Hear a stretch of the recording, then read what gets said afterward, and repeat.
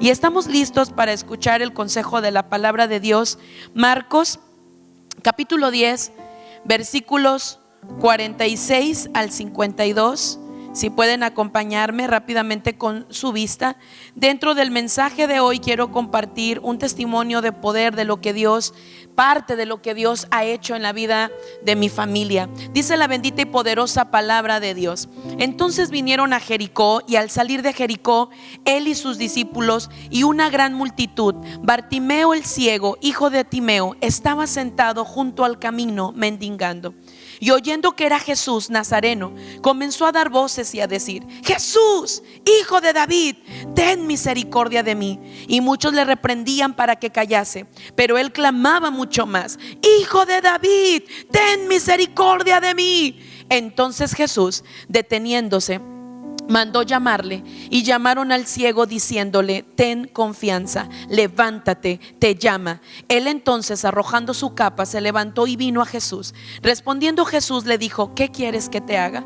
Y el ciego le dijo: Maestro, que recobre la vista. Y Jesús le dijo: vete, tu fe te ha salvado. Y enseguida recobró la vista y seguía a Jesús en el camino.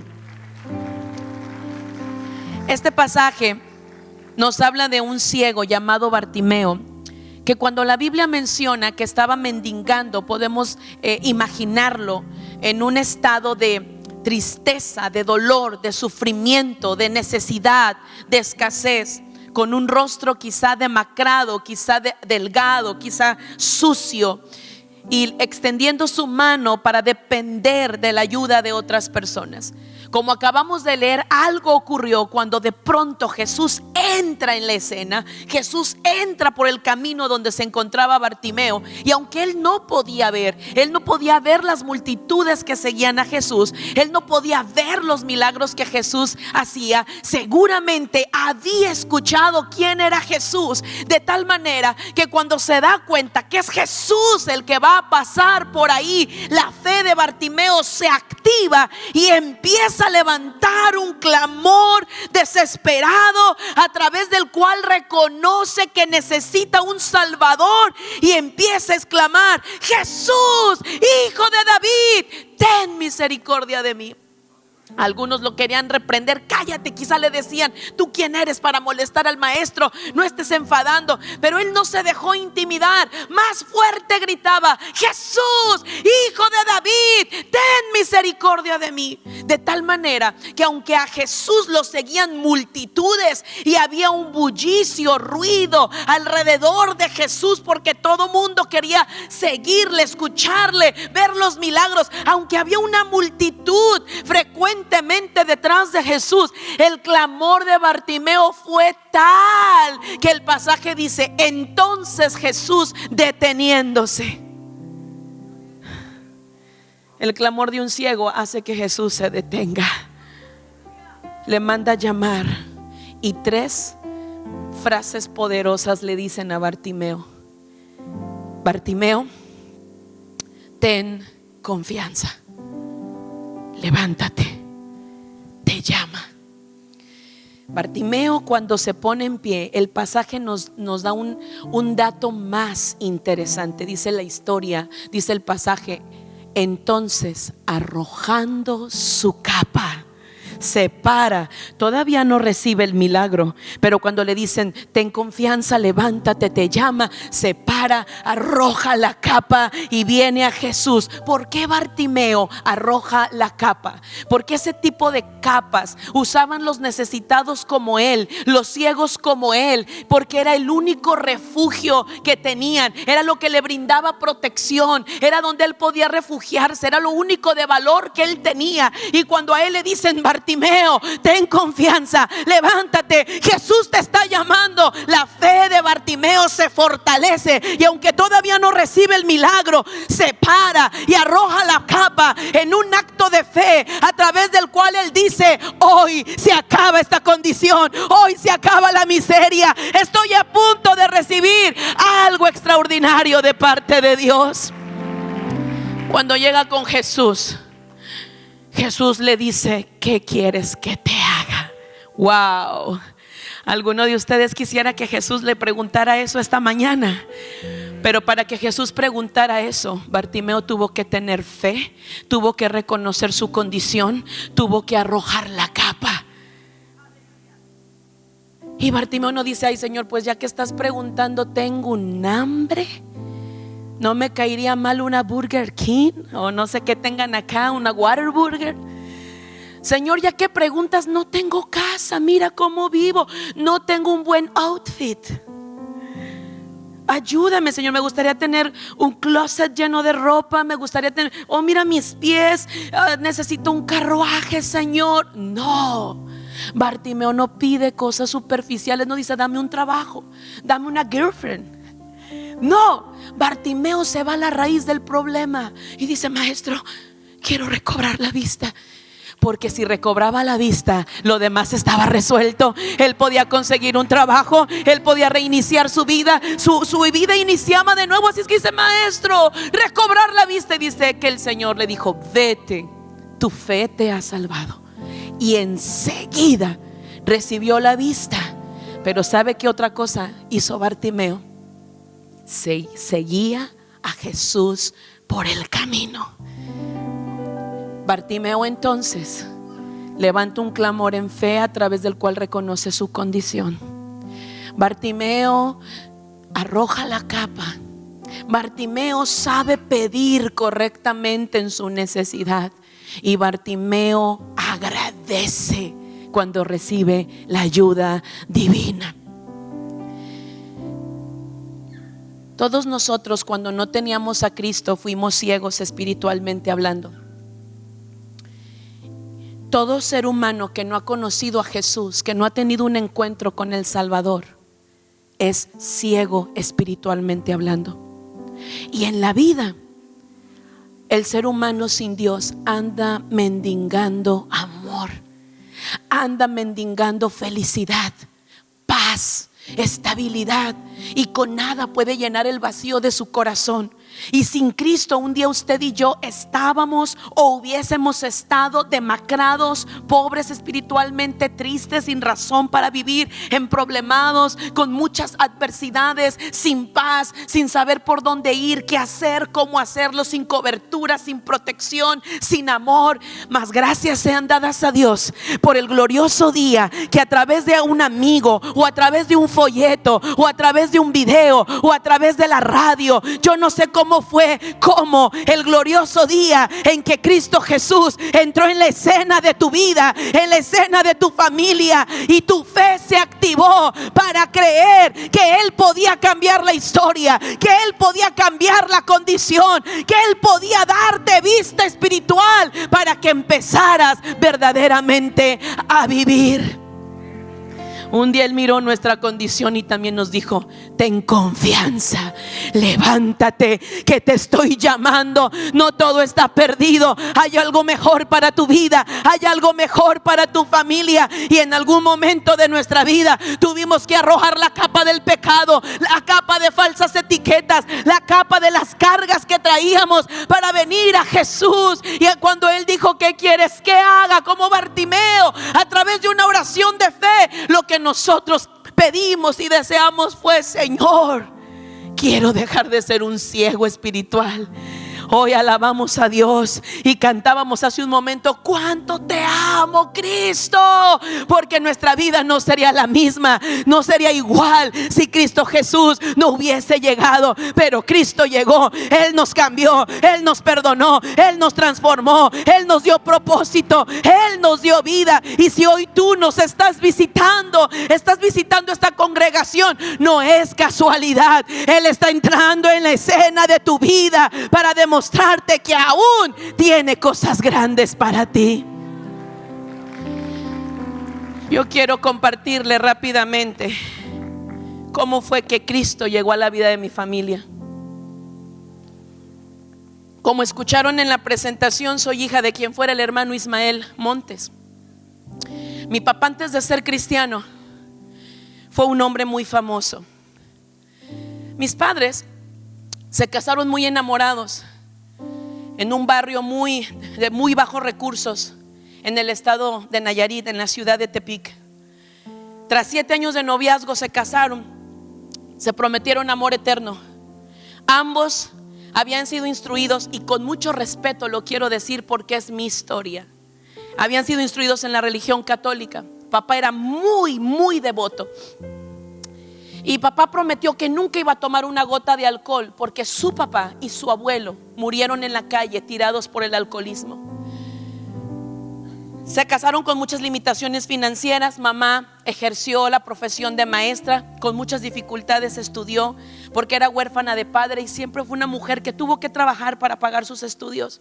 Papá solo pudo estudiar lo que en México se llama la educación primaria, hasta sexto de primaria, porque desde muy jovencito tuvo que dedicarse a varios oficios por la situación financiera en la que vivía. Él también huérfano de padre y madre. Su mamá murió cuando él tenía 5 años de edad y su papá, por el alcoholismo, quedó al cuidado de los abuelos.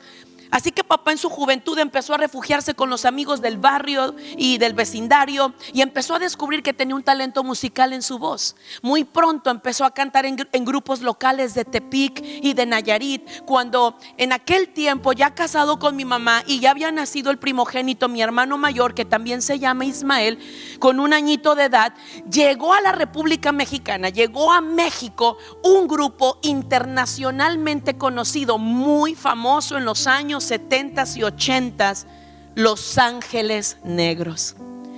Y para los que dicen, no, pues sabrá Dios quiénes son, ellos fueron muy famosos por canciones como Déjenme si estoy. Si se la saben. Algunos no se acuerdan, ¿verdad? Porque algunos dicen, no, hermana, yo soy de generaciones más modernas.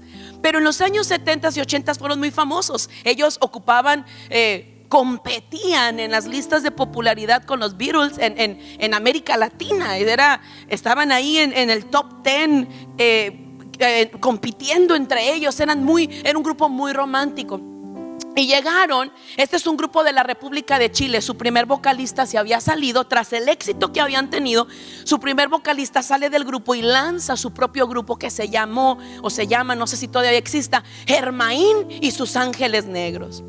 Entonces los Ángeles Negros llegan a México buscando un nuevo vocalista, lanzan una convocatoria. Papá ya era muy aplaudido por la gente en Nayarit, que decían, tienes una voz preciosa, Ismael. Lo motivan sus amigos. Papá audiciona, compite contra otros aficionados, pero finalmente quedó seleccionado para ser el vocalista principal del grupo. Y estuvo en la agrupación por 12 años. Papá entra al grupo. Hermano mío, fue la locura. Un mexicano entra a Los Ángeles Negros. Llegó la fama, la riqueza, la popularidad a la familia. Cambió drásticamente todo, pero con ello también la casi destrucción de nuestra familia. El que había prometido amor eterno empezó a andar con muchas mujeres. ¿Sabe por qué mi nombre se escribe con X? Hay gente que me dice, hermana, no la encontré en redes sociales porque me buscaron como Sol con S y mi nombre se escribe con X. Y la gente dice, ¿por qué con X? Le voy a decir el secreto, al cabo no sale de Iglesia Cristiana Misericordia. Mi nombre se escribe con X porque me llamo Solzhenitsyn. Es un nombre, un solo nombre. Para el sur de México se pronuncia Solzhenitsyn. Es un nombre maya, significa reina de las flores. Mi nombre tiene historia. Mamá descubrió la carta de un amante cuando yo iba a nacer, un amante de mi papá, que le decía, no se te olvide ponerle a tu hija como te dije. Y ella era de acá, de los Unites. Entonces mamá ve la carta y le dice a sus hermanas, que son maestras también, con que esta mujer de los Estados Unidos tiene el nombre para mi hija, ayúdenme a buscar el nombre más indígena. Y ahora toda mi vida, hermana, ¿por qué Sol con X? Porque me llamo Solzhenitsyn. Y como me dicen, ¿cómo? Por eso lo dejamos en Sol. Papá empezó a andar con muchas mujeres. Mi mamá lo sorprendió en el acto del adulterio. Mi papá anduvo con esposas de managers, con artistas, en casas de citas, con mujeres importantes. Mamá empezó a sufrir.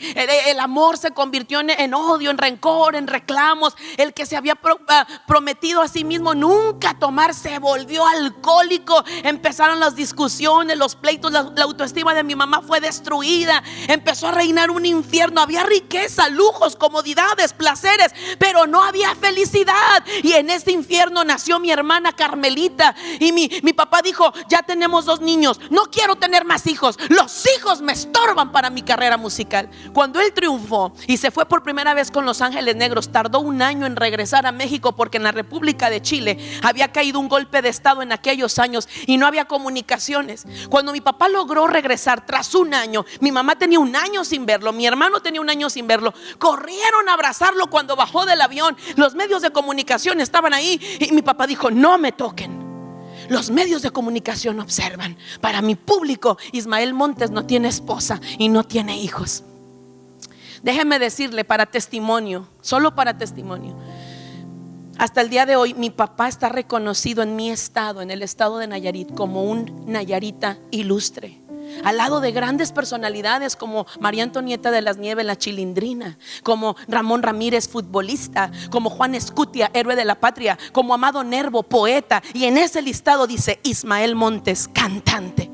Cuando él murió en el año 2009, las primeras coronas que llegaron fue la del gobierno del estado de Nayarit y la del municipio de Tepic, porque reconocían que una figura que puso en alto el estado había partido. Solo se lo comento para que contemple, alcance a dimensionar conmigo el nivel que mi papá humanamente había alcanzado. Pero era bien religioso, bien devoto a su religión, pero bien mujeriego y borracho. Los problemas aumentaron. Entonces mi mamá se decepciona de Dios y le decía: ¿de qué te sirve la religión, Ismael? Y tus imágenes y tus veladoras. Eres un borracho, eres un mujeriego, eres un hipócrita, eres un maldiciente. Y discutían y dicen mis papás, decía mi papá, él ya partió con el Señor, pero todavía dice mi mamá, agarrábamos florero, lo que estuviera en mano, y nos lo aventábamos. Y mi mamá empezó a sentirse completamente deshecha. Entonces ella platicaba sus problemas en la escuela con sus compañeros maestros, y los maestros le decían: Tere, es que Dios es un invento del hombre, Dios no existe. Mamá estaba tan lastimada que se refugió entonces en el ateísmo. Era la familia de un artista, pero estaba destruida. Había religión, había ateísmo, pero no había felicidad. Accidentalmente mi mamá concibe por 3ª vez y papá dijo: te dije que no quería más hijos.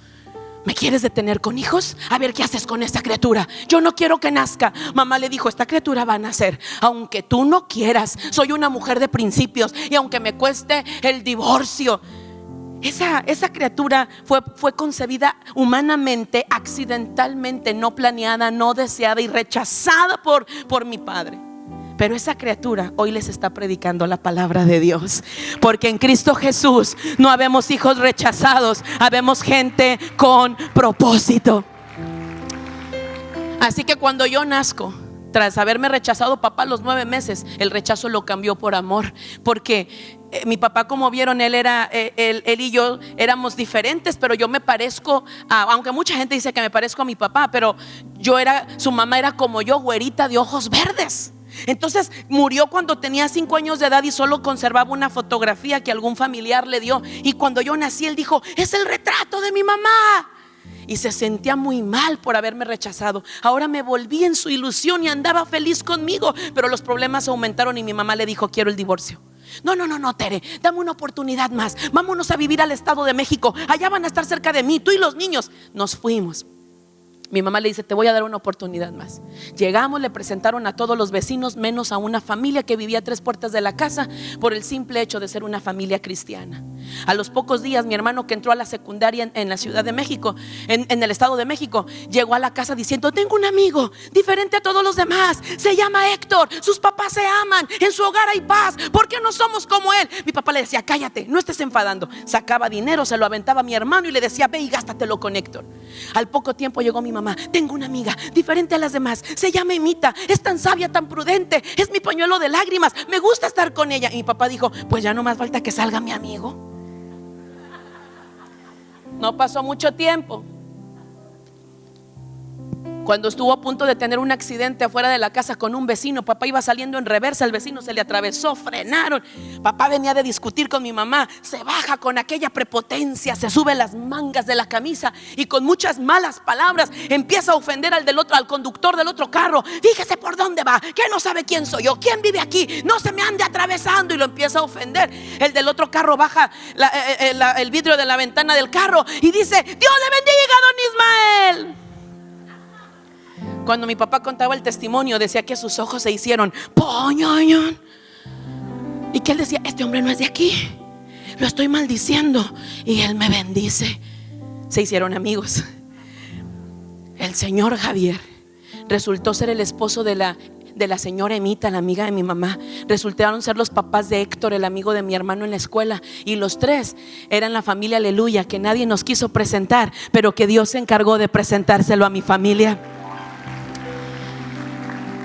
Mi hermano, yo les he comentado que cuando mi papá se convirtió a los 37 años de edad y dejó todo por Cristo, dejó la fama por Cristo, la gente empezó a preguntarse: ¿quién se ganó a Ismael Montes? ¿Quién se ganó a un artista de la talla de Ismael Montes? Todo comenzó con un niño de 11 años. Mi hermano siempre estaba llorando en la secundaria en un rincón, sentado en una jardinera debajo de un árbol, y un buen día se le acercó un compañero de 11 años también y le dice: Ismael, ¿por qué siempre estás triste, solo, llorando aquí en un rincón debajo de este árbol? ¿Por qué no juegas? Mi hermano, todo afectado por los problemas familiares, le dice: hay muchos problemas en mi casa, mis papás se van a divorciar. Entonces el niño de 11 años le dice: yo tengo la solución a tus problemas. Cree en el Señor Jesucristo y serás salvo tú y toda tu casa. Mire que hace unos minutos me llevaron a conocer la iglesia infantil, por poco y no predico porque yo me quería quedar en aquel culto. Qué hermoso proyecto. Bendigo a todos los maestros de niños y bendigo a todos los padres que con el ejemplo, su vida, le enseñan a sus hijos a amar a Dios. Este niño le dice a mi hermano: en tu corazón hay una casita, Jesús está tocando la puerta, si tú la abres va a entrar, va a ser tu Señor y va a salvar a tu familia.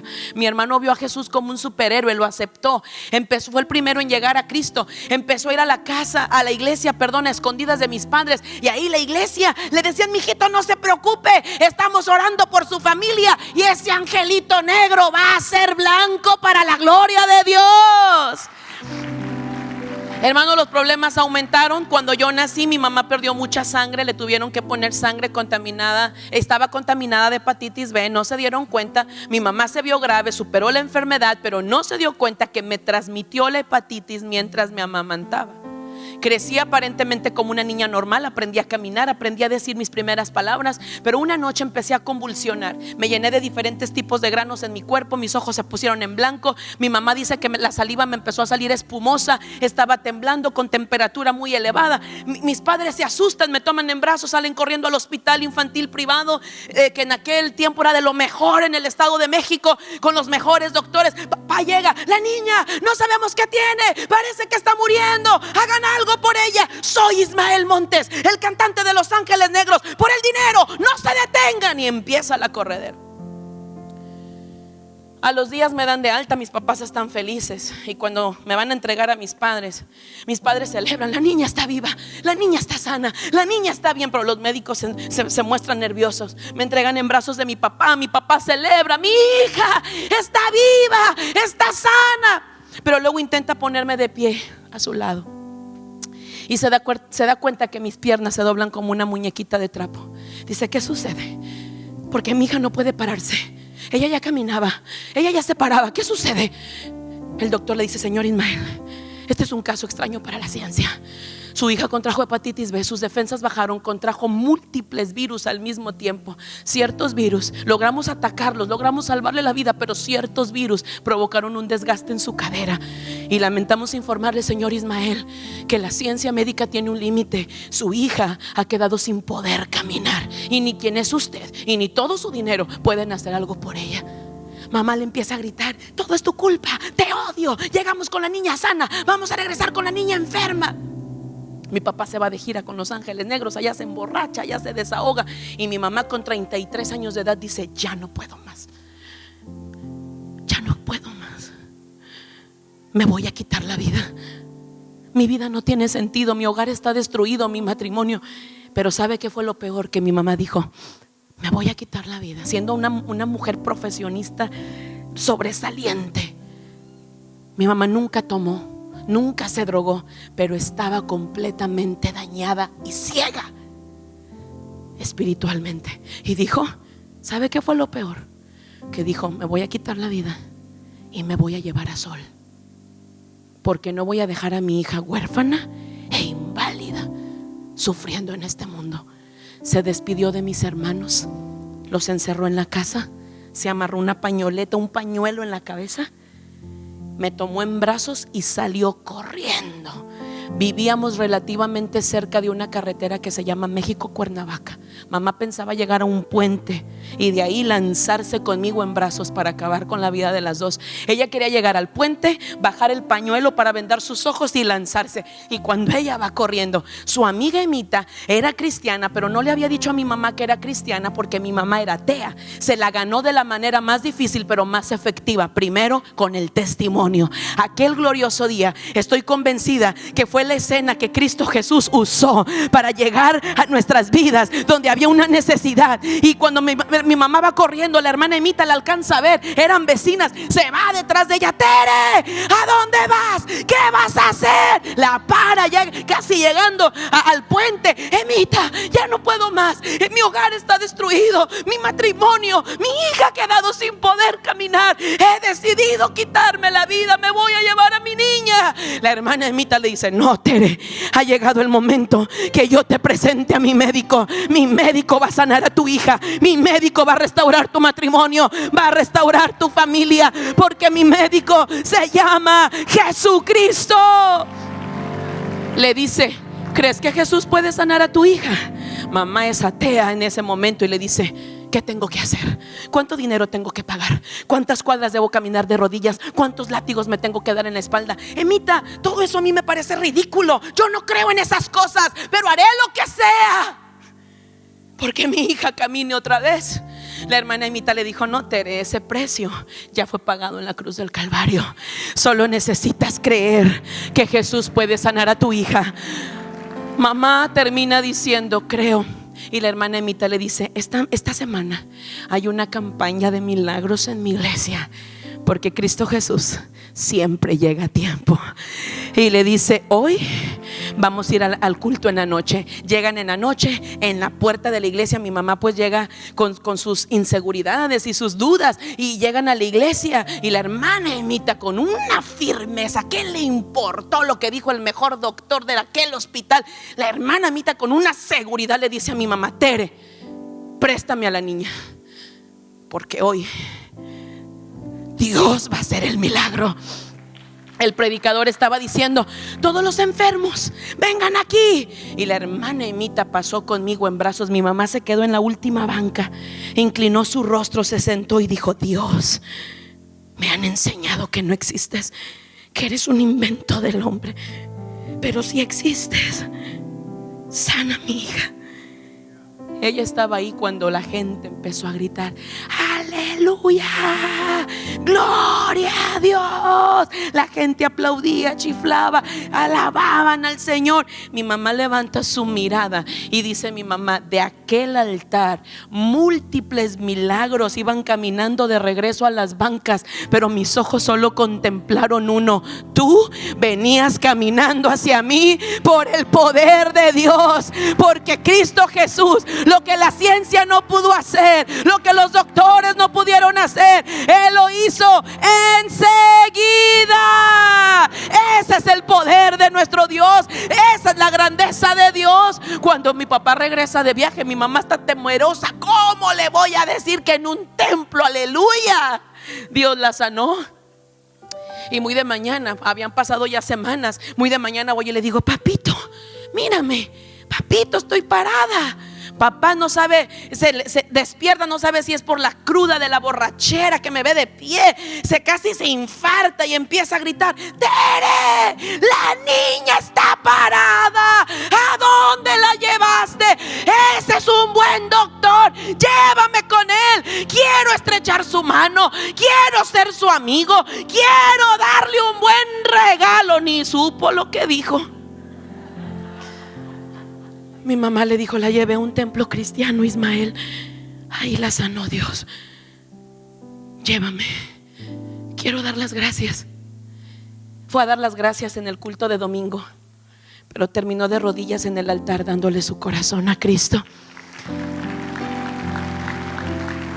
pidiéndole perdón a mi mamá por 12 años de infierno que le hizo vivir. Entra mi hermano en la escena, les dice, les quiero pedir perdón porque hace 6 meses yo vengo a escondidas a esta iglesia, pero en este mismo altar he derramado mi corazón por ver este momento cumplido. Hermano mío, la gente cree que nosotros tenemos dinero por ser la familia de un artista. Hay 2 razones por las que no. 1, papá, como el hijo pródigo, malgastó todo. 2, cuando Cristo llegó a nuestras vidas, mi papá acababa de firmar un contrato por 5 años más con Los Ángeles Negros. Cuando Cristo llega y transforma el corazón de mi padre, y mi padre se quiere salir del grupo, le dicen, no puedes, tienes un contrato que cumplir, al menos que renuncies a las regalías del grupo, a tu voz, a tu nombre, a tu imagen, a la sociedad que tienes con nosotros. Cédenos todos tus derechos y eres libre. Lo querían presionar para que no se fuera. Papá firmó todos esos documentos y le dicen, ¿estás loco, Ismael? Debes de estar haciendo esto por algo mucho mejor que Ángeles Negros. Te vas a lanzar de solista, te vas a ir con otra banda. ¿Por qué haces esto? Papá dijo, ustedes lo han dicho, me voy por algo mejor que Ángeles Negros. Me voy a servir a Jesucristo. Y hasta el día de hoy, Cristo Jesús ha sido todo suficiente.